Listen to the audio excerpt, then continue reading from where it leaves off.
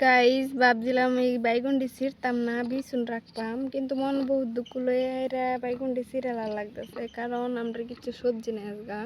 তো বাইগুন্ডি উড়াই ভাবতেছি বত্তা সত্তা করে খান যাইব, তো লিগে উড়াইতেছি।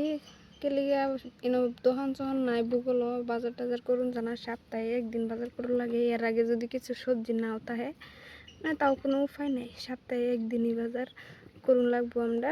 তো এলিগে আজকে ভাবতেছি যে বাজার করাম বহিলে এলিগে হগলে দুপুরও বাইগুন্ডি তুললে মানে একটা কিছু করা যাক।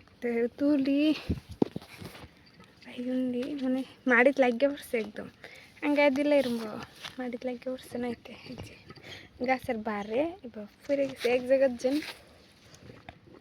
কারণে কারো